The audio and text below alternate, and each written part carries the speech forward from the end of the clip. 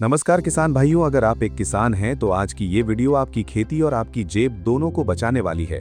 क्योंकि 1 जून से सरकार ने यूरिया को लेकर एक ऐसा नियम लागू कर दिया है जिसकी वजह से देश के लाखों किसानों को खाद मिलना बंद हो सकती है। जी हां, आपने बिल्कुल सही सुना।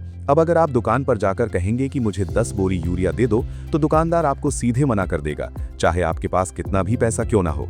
अब यूरिया का एक एक दाना डिजिटल लॉक हो चुका है। अगर आपने इस वीडियो में बताई गई 3 गलतियां की तो आपकी किसान आईडी ब्लॉक हो जाएगी और इस सीजन में आपकी फसलों को यूरिया का एक दाना नसीब नहीं होगा। आज के इस वीडियो में मैं आपको इस नए नियम का पूरा सच बताऊंगा। नई पैकिंग क्यों आई, आपको कितनी बोरी मिलेगी और सबसे जरूरी बात, दुकान पर जाने से पहले आपको मोबाइल में क्या चेक करके जाना है, सब कुछ लाइव दिखाऊंगा। वीडियो को 1 सेकंड के लिए भी स्किप मत करना, क्योंकि एक छोटी सी चूक और आपकी पूरी फसल बर्बाद हो सकती है। अगर आप चैनल पर नए हैं तो चैनल को जरूर सब्सक्राइब कर लो। किसान भाइयों, चलिए सबसे पहले बात करते हैं उस सबसे बड़े नियम की जिसके बिना आपको खाद की दुकान के अंदर पैर भी नहीं रखने दिया जाएगा। वो है किसान आईडी, फार्मर आईडी। अब तक क्या होता था कि आप दुकान पर जाते थे, अपना आधार कार्ड देते थे या किसी और का आधार कार्ड ले जाते थे, अंगूठा लगाते थे और यूरिया ले आते थे। लेकिन 1 जून से सरकार ने इस सिस्टम को पूरी तरह बदल दिया है।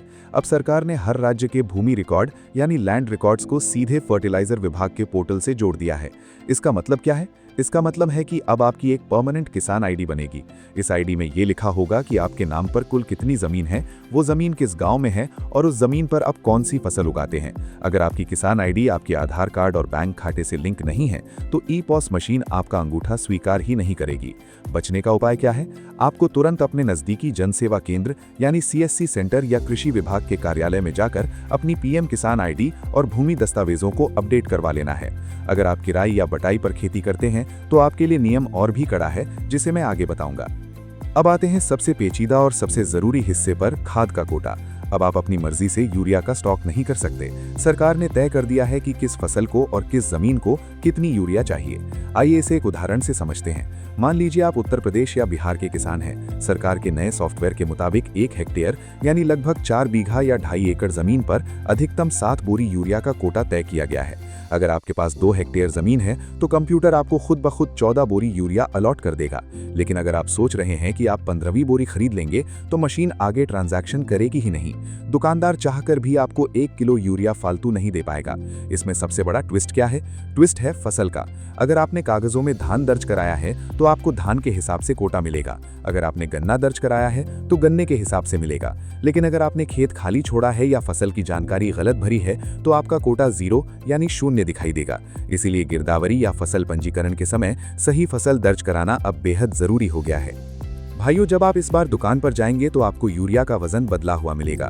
पहले जो बोरी 50 किलो की आती थी वो पहले 45 किलो की हुई और अब सरकार यूरिया गोल्ड के रूप में 40 किलो की पैकिंग लेकर आई है। सरकार ने ऐसा क्यों किया?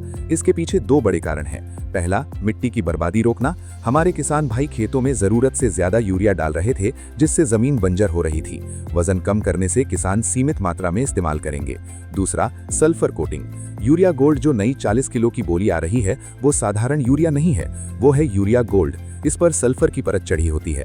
ये यूरिया खेत में धीरे धीरे घुलती है जिससे पौधों को लंबे समय तक पोषण मिलता है। यानी जो काम 50 किलो की साधारण यूरिया करती थी वही काम ये 40 किलो की यूरिया गोल्ड करेगी। अब बात करते हैं कीमत की। सरकार ने सख्त निर्देश दिए हैं कि पैकिंग बदलने के बाद भी किसानों से ओवर रेटिंग नहीं की जाएगी।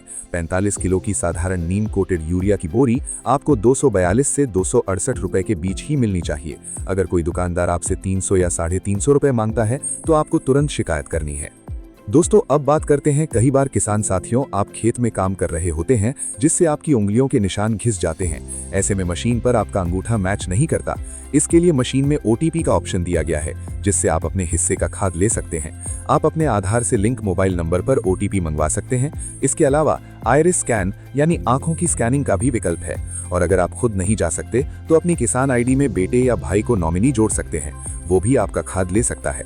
अगर आपको खाद नहीं मिल रही है या दुकानदार ज्यादा पैसे मांग रहा है तो शिकायत के लिए किसान कॉल सेंटर नंबर है 1800-180-1555। वीडियो पसंद आई हो तो लाइक करें, शेयर करें और चैनल को जरूर सब्सक्राइब करें। जय जवान, जय किसान।